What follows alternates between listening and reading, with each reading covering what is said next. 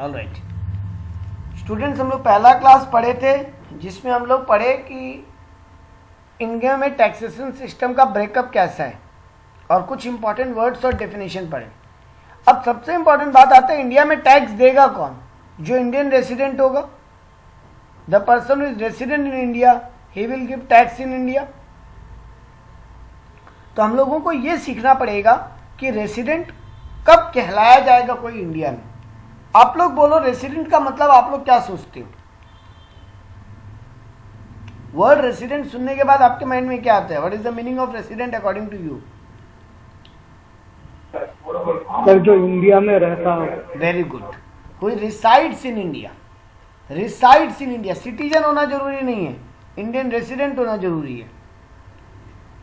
देखो हम लोग पहला क्लास में जो पढ़े थे उसमें हम लोग बहुत इंपॉर्टेंट बात पढ़े थे कि पर्सन किसको बोलते हैं इनकम टैक्स की नज़र में। एक इंडिविजुअल, एक एचयूएफ, एक पार्टनरशिप, एक company, association of person and body of individual और आर्टिफिशियल जुडिशियल पर्सन, ये 6 लोगों को पर्सन बोला गया। Individual, HUF, company, partnership, association of person and body of individual and artificial judicial person, ये 6 लोगों को पर्सन माना गया इंडिया में। तो रेसिडेंट बनने के लिए एक इंडिविजुअल के लिए क्या क्राइटेरिया है वो समझना पड़ेगा, एक एचयूएफ के लिए क्या क्राइटेरिया है, कंपनी के लिए क्या है और एक एओपी और बीओआई के लिए क्या है। ये 5 लोगों के लिए कब वो लोग इंडियन रेसिडेंट कहलाएंगे, ये इस चैप्टर का मेन थीम पॉइंट है। देखो हम यहां पर पहले इंडिविजुअल का बात करते हैं क्योंकि रूल रेगुलेशन उसमें ज्यादा है, और फिर हम लोग ये पढ़ेंगे कि अगर वो रेसिडेंट साबित हो जाता है तो इंडिया में टैक्स कब देगा और कब नहीं देगा, और अगर वो नॉन रेसिडेंट भी साबित होता है तो भी इंडिया में टैक्स कब देगा और कब नहीं देगा। तो इस चैप्टर का 2 डिवीजन है, एक वो डेज का कैलकुलेशन है जिसमें ये साबित होगा वो इंडियन रेसिडेंट है कि नहीं, और दूसरा बात वो इंडिया में टैक्स देगा कि नहीं, टैक्सेबिलिटी का बात करेंगे। तो ये 2 नोट्स हमको आज पढ़ना है, नेक्स्ट क्लास में फिर हम लोग इसका कल सम्स करेंगे। देखो पहले रेसिडेंट, एक बात बता देते हैं कि इंडिविजुअल आदमी को पहले इंडिया में रेसिडेंट साबित होना होगा, उसके बाद एक चीज और साबित होता है, वो ऑर्डिनरी रेसिडेंट है कि नॉट सो ऑर्डिनरी रेसिडेंट है। यानी पहले यह साबित करो कि एक इंडिविजुअल आदमी इंडिया में रेसिडेंट है कि नहीं, जब वो साबित हो जाए तो फिर यह साबित करो वो ऑर्डिनरी रेसिडेंट है कि नहीं, वो ऑर्डिनरी रेसिडेंट है कि नहीं है। हम लोगों को ये 2 बातें साबित करनी है। एक इंडिविजुअल आदमी रेसिडेंट कब कहलाएगा, जब उसके लिए 2 क्राइटेरिया, दोनों में से कोई एक कंडीशन को वो मीट कर दे, वो इंडियन रेसिडेंट बन जाएगा। एक इंडिविजुअल आदमी के सामने 2 कंडीशंस रखा गया है, उन दोनों में से वो कोई भी एक को जस्टिफाई कर दे, वो इंडियन रेसिडेंट कहलाएगा। सेक्शन 6 सब सेक्शन 1 बताता है 2 कंडीशन और दोनों के बीच में और है, मतलब कोई एक साबित करो और आप इंडियन रेसिडेंट बन जाओ। Number 1, who resides in India in previous year for 182 और मोर डेज। प्रीवियस ईयर हम लोग लास्ट दिन पढ़ चुके हैं। प्रीवियस ईयर किसको बोलते हैं? जिस ईयर हम इनकम कमाए हैं। और असेसमेंट ईयर जिस साल हमको टैक्स देना है या जिस साल मेरा इनकम एसेस होता है, मतलब कैलकुलेट होता है। तो 2 साल का बात है। करंट ईयर अगर तुम्हारा असेसमेंट ईयर है, मतलब प्रीवियस ईयर, अभी कौन सा ईयर चल रहा है? 2021। अगर 2021 असेसमेंट ईयर है तो प्रीवियस ईयर क्या होगा? 1920। अगले साल क्या हो जाएगा? 2021 previous year and 21-22 assessment year हो जाएगा। तो अभी हम लोग पढ़ रहे हैं असेसमेंट ईयर 2021 के लिए, यानी प्रीवियस ईयर 1920 के लिए। तो प्रीवियस ईयर 1920 में अगर वो आदमी 182 या उससे ज्यादा दिन इंडिया में रहा है तो वो इंडियन रेसिडेंट कहलाएगा, नहीं तो नहीं कहलाएगा। ये उसके लिए पहला कंडीशन है रेसिडेंट साबित होने के लिए। अब मान लो एक आदमी इंडिया में 220 दिन रहा प्रीवियस ईयर में, हम लोग उसको रेसिडेंट बोलेंगे? बिल्कुल बोलेंगे। 200 दिन रहा? बिल्कुल बोलेंगे। 183 डेज रहा? बिल्कुल बोलेंगे। 182 डेज रहा? बिल्कुल बोलेंगे। 181 रहा तो नहीं बोलेंगे, मतलब वो आदमी इंडियन रेसिडेंट नहीं होगा पहले कंडीशन के हिसाब से। लेकिन गवर्नमेंट बोला, या जो टैक्स बनाया जब रूल तब लिखा गया कि अगर वो आदमी पहला कंडीशन सेटिस्फाई नहीं कर पा रहा है फिर भी उसके लिए रेसिडेंट साबित होने का एक और तरीका भी है। प्रीवियस ईयर में वो 60 डेज रह जाए इंडिया में और प्रीवियस के भी 2 जो प्रीवियस ईयर और हैं,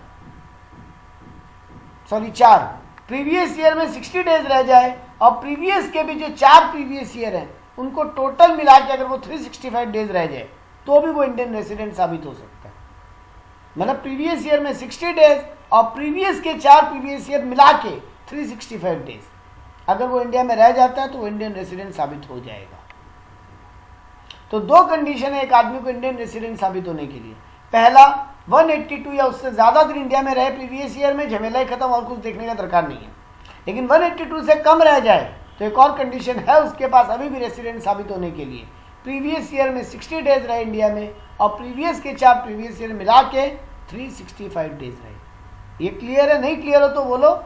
क्लियर है जयदीप? हमको पता है तुम हॉस्पिटल में हो भी, तो तुमको हर समय अनम्यूट होने का जरूरत नहीं है। अगर कोई प्रॉब्लम हो तभी अनम्यूट करके बोलना कि नहीं समझ में आया, सर रिपीट कीजिए, या कोई क्वेश्चन हो तो अपने आप को अनम्यूट कर सकते हो। रिया प्रिया, आपका कोई डाउट हो तो आप बोल सकते हो, अगर नहीं डाउट हो तो अनम्यूट करने का दरकार नहीं है। ठीक है, कोई रिस्पॉन्स नहीं, मतलब आप लोगों को क्लियर है। अब एक एक्सेप्शन का बात करेंगे। कुछ लोग ऐसे हैं जिनके लिए सिर्फ फर्स्ट कंडीशन ही एप्लीकेबल है, सेकंड वाला उनको मिलेगा ही नहीं ऑप्शन। मतलब वो 182 डेज से ज्यादा इंडिया में रहे तो रेसिडेंट है, वरना नहीं है, बाकी ऑप्शन खत्म। 60 डेज 365 वाला उनके पास ऑप्शन नहीं है। कौन है वो 3 लोग? लीव्स फॉर एम्प्लॉयमेंट पर्पस, वो इंडिया एम्प्लॉयमेंट के पर्पस के लिए छोड़ के जा रहे हैं, मतलब उसका फॉरेन में जॉब लग गया और अब वो इंडिया छोड़ के जा रहे हैं। कभी आएगा कभी जाएगा वाला कंडीशन में, अपना घर तो यही है, कभी कभी आएगा। तो उसके लिए गवर्नमेंट बोला 60 डेज वाला क्राइटेरिया नहीं है, तुम 182 डेज वाला क्राइटेरिया साबित करो तो रेसिडेंट हो, नहीं तो नहीं। दूसरा पॉइंट, सेकंड आदमी कौन है? कोई इंडियन क्रू में, मतलब इंडियन शिप होता है ना पानी में जो आता जाता है, या फ्लाइट जो है, इंडियन क्रू का मेंबर है, मतलब शिप या फ्लाइट में जॉब करता है इंडियन, और वो शिप के साथ आता जाता रहता है। जब शिप बाहर जाता है वो भी बाहर चला जाता है, जब शिप इंडिया में आता है तो वो भी इंडिया में आ जाता है। तो उसके लिए भी गवर्नमेंट बोला कि तुम्हारे लिए भी 182 डेज वाला क्राइटेरिया 60 डेज प्लस 365 वाला नहीं है। और तीसरा, कोई पर्सन ऑफ इंडियन ओरिजिन है, कोई पर्सन ऑफ इंडियन ओरिजिन है और इंडिया घूमने के लिए आए। तो ये पर्सन ऑफ इंडियन ओरिजिन क्या होता है? जिसके एंसेस्ट्रल पेरेंट्स, एंसेस्ट्रल पेरेंट्स मतलब दादा दादी तक, अगर अनडिवाइडेड इंडिया में पैदा हुए थे, मतलब बिफोर इंडिपेंडेंस, अनडिवाइडेड इंडिया में अगर उसके दादा दादी तक, पापा मम्मी या दादा दादी कोई पैदा हुआ था, तो वो आदमी, और लेकिन वो बच्चा जो है जिसका बारे में अभी बात कर रहे हैं वो फॉरेन में पैदा हुआ, तो उसको बोलते हैं पर्सन ऑफ इंडियन ओरिजिन। अगर वो इंडिया घूमने के लिए आया है तो प्रीवियस ईयर में 182 डेज से ज्यादा रहा है तो रेसिडेंट है, वरना नहीं है। उसके लिए भी दूसरा क्राइटेरिया नहीं है। तो हम लोग अब तक क्या पढ़े? सेक्शन 6(1) बोलता है 2 कंडीशन है, पिछला ईयर में 182 डेज रह जाओ रेसिडेंट साबित हो जाओ, या फिर पिछला ईयर में 60 प्लस उसका 4 पिछला मिला के 365 से ज्यादा रह जाओ, रेसिडेंट साबित हो जाओ। 3 लोगों के लिए सेकंड क्राइटेरिया नहीं है। कोई आदमी अगर एम्प्लॉयमेंट पर्पस के लिए इंडिया छोड़ के जा रहा है, कोई आदमी इंडियन शिप में क्रू मेंबर है और वो आता जाता है, और कोई आदमी पर्सन ऑफ इंडियन ओरिजिन और इस साल इंडिया घूमने आया है। ये 3 लोगों के लिए 182 डेज वाला क्राइटेरिया है, और बाकी के लिए दोनों में से कोई भी एक है। हमको एक क्वेश्चन का आंसर करो आप लोग, ये क्वेश्चन का आंसर करना बहुत जरूरी है। इंडियन रेसिडेंट साबित होना अच्छा है कि बुरा है?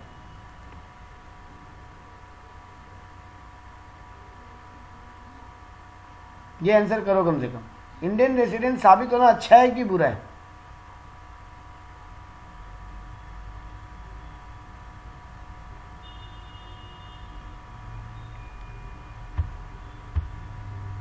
इंडियन रेसिडेंट साबित होना अच्छा नहीं है, क्योंकि टैक्सेशन पॉइंट ऑफ व्यू से आपको टैक्स देना पड़ जाएगा आप इंडियन रेसिडेंट साबित हो गए तो। इसीलिए गवर्नमेंट, देखो ये जो 3 लोग हैं, जो एम्प्लॉयमेंट के लिए बाहर गया उसको फॉरेन में तो टैक्स देना ही पड़ सकता है। जो इंडियन क्रू का मेंबर और फॉरेन को कोई शिप में बिजनेस करके कमा रहा है, देना ही पड़ेगा। Person of Indian origin India घूमने आया, फॉरेन में तो टैक्स देना पड़ ही जाएगा उसको। उनके लिए गवर्नमेंट देखो टफ वाला कंडीशन रखा, अगर वो भी साबित कर दो तो फिर तो आप रेसिडेंट हो जाओगे, आपको टैक्स देना पड़ेगा। लेकिन नॉर्मली गवर्नमेंट चाह रहा है कि लोग रेसिडेंट साबित नहीं हो, इसीलिए देखो साल में 6 महीना इंडिया में रहा तो रेसिडेंट साबित होगा, 182 डेज और मोर। कोई आदमी अगर इंडियन कोई एम्प्लॉयमेंट पर्पज के लिए इंडिया छोड़ा है, कोई आदमी इंडियन शिप का मेंबर है, कोई आदमी इंडियन ओरिजिन है लेकिन फॉरेन में पैदा हुआ है, पला बड़ा, इंडिया घूमने आया है, ऑब्वियस बात है वो पिछला साल 6 महीने से ज़्यादा तो इंडिया में नहीं रहेगा। 6 महीने इंडिया में रहेगा तो कमाएगा क्या? इसीलिए गवर्नमेंट बोला कि आपको 182 डेज वाला कंडीशन से विट करना है, रेसिडेंट होना है तो, नहीं तो आप रेसिडेंट नहीं कहलाओगे। और आप रेसिडेंट कहलाने से बचोगे तो अगला ही पार्ट में हम लोग पढ़ने जाएंगे कि उसको इंडिया में टैक्स भी नहीं देना पड़ेगा। तो अब ठीक लग रहा है रिया प्रिया कि नहीं सर, रेसिडेंट साबित होना ठीक नहीं है टैक्सेशन पॉइंट ऑफ व्यू से। चलो अब आते हैं एक और इंपॉर्टेंट बात के ऊपर। आप रेसिडेंट साबित हो गए, चलो एक बार आप इंडियन रेसिडेंट साबित हो गए। अब आपको एक चीज और साबित करना पड़ेगा, आप ऑर्डिनरी रेसिडेंट हो कि नॉट ऑर्डिनरी रेसिडेंट हो। या ऑर्डिनरी रेसिडेंट का मतलब तो पक्का इंडियन, मतलब उसको तो हर हाल में इंडिया में टैक्स देना ही पड़ेगा। और नॉट ऑर्डिनरी मतलब कभी देना भी पड़ सकता है, कभी टैक्स, कभी नहीं भी देना पड़ सकता है। तो देखो 3 क्राइटेरिया बना, एक आदमी पहले रेसिडेंट साबित होगा या फिर एनआरआई साबित होगा। एनआरआई साबित हो गया झमेला ही नहीं, लेकिन अगर रेसिडेंट साबित हो गया तो फिर 2 बात में से एक बात साबित करना पड़ेगा, वो ऑर्डिनरी रेसिडेंट है कि नॉट ऑर्डिनरी रेसिडेंट है। सर कब साबित होगा ऑर्डिनरी की नॉट ऑर्डिनरी? देखो यहाँ कंडीशन लिखिए, सेक्शन 6(6) बोलता है एक आदमी को ऑर्डिनरी रेसिडेंट साबित होने के लिए 2 कंडीशन दिया गया, दोनों साबित करना पड़ेगा। दोनों के बीच में एंड है, दोनों के बीच में एंड लिखा है, मतलब आपको ऑर्डिनरी रेसिडेंट बनना है, पहले आप रेसिडेंट साबित हो जाओ। एक बार आप रेसिडेंट साबित हो गए, अब आपको ऑर्डिनरी रेसिडेंट कहलाना है, आपको दोनों कंडीशन सेटिस्फाई करना पड़ेगा। क्या है वो दोनों कंडीशन?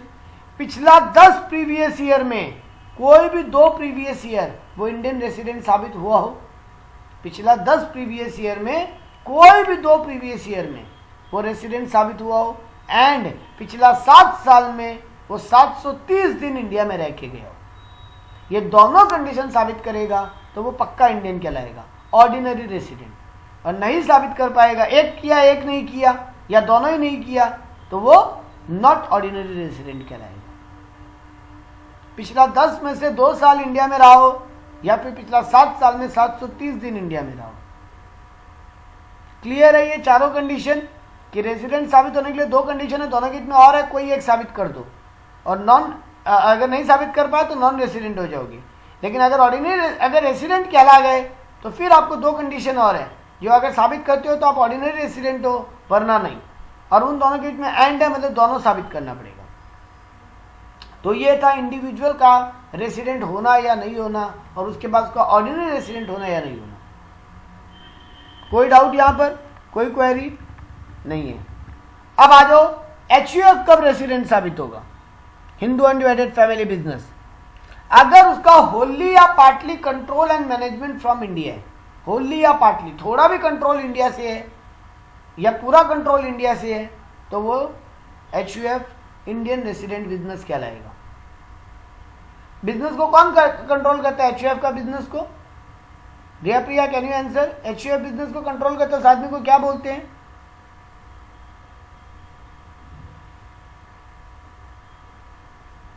कम ऑन, जो HUF बिजनेस को कंट्रोल करता है उस आदमी को क्या बोलते हैं? पता नहीं सर। करता याद करो, HUF बिजनेस में पढ़ते थे ना, करता उस हेड को बोलते हैं जो HUF बिजनेस को कंट्रोल करता है। करता, KARTA, याद आ गया?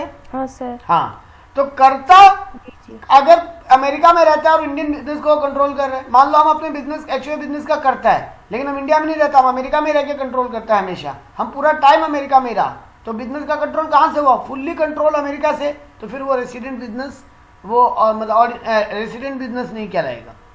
लेकिन हम थोड़ा दिन इंडिया आता है, थोड़ा दिन विदेश में रहता है, या पूरा दिन इंडिया में रहता है 365 दिन, तो फिर या होली या पार्टली कुछ भी कंट्रोल इंडिया से हो रहा है, तो वो HUF बिजनेस रेसिडेंट कहलाएगा।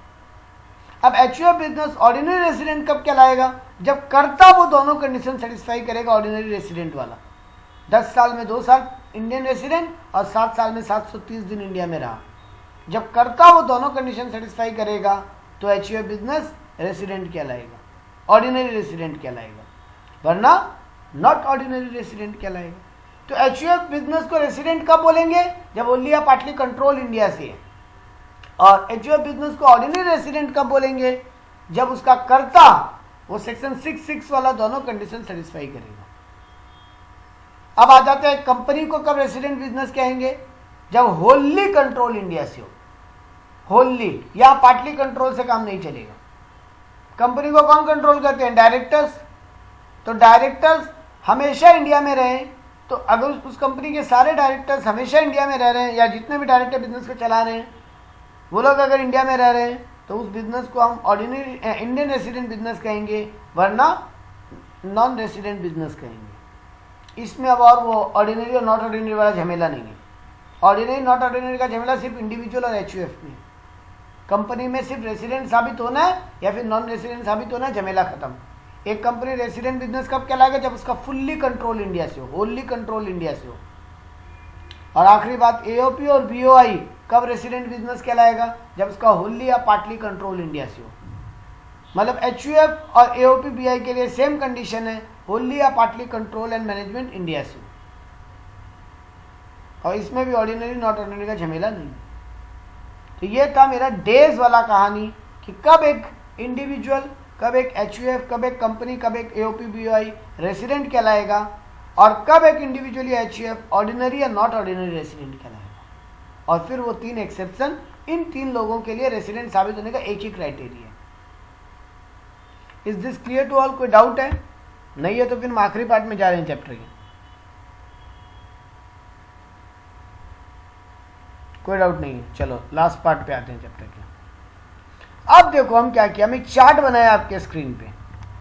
हम क्या लिखा ऊपर में, नेचर, जिसमें हम तीनों नाम लिखा, ordinary resident, not ordinary resident या फिर नॉन रेसिडेंट।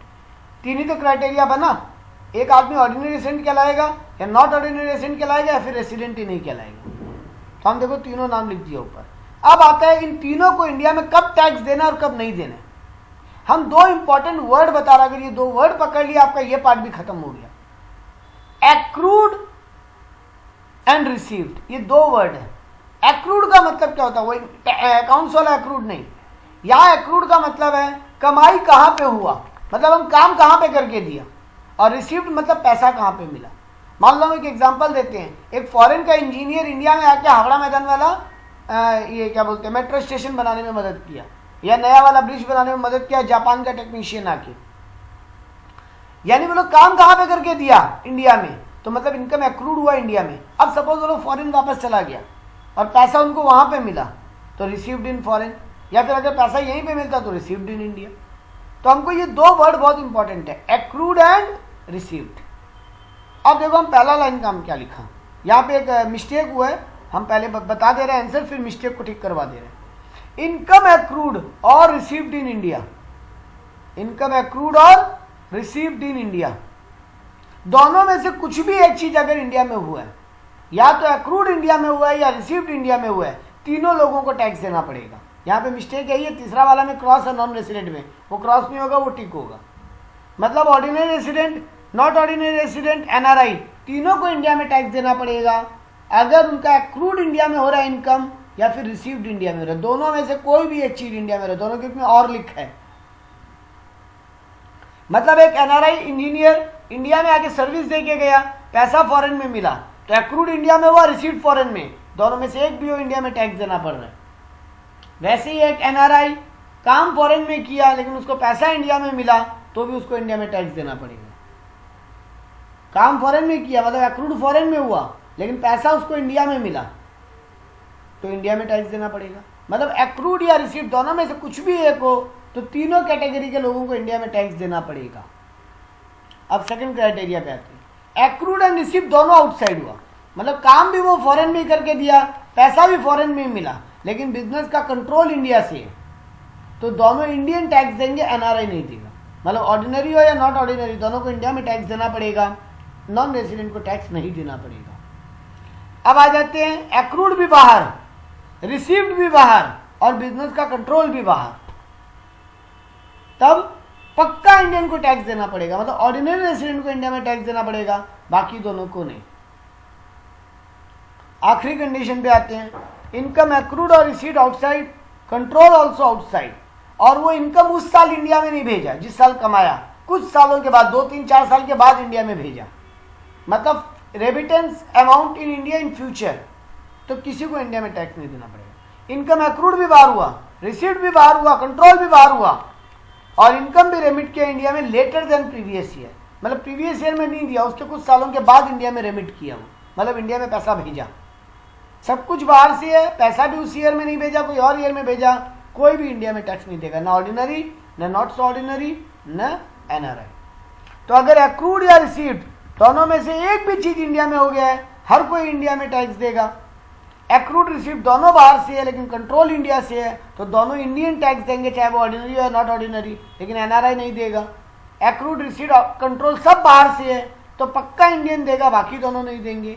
और सब कुछ बाहर से है और पैसा भी कोई और साल में इंडिया में रेमिट कर रहे हैं लेटर देन प्रीवियस ईयर, तो कोई भी इंडिया में टैक्स नहीं देगा। That is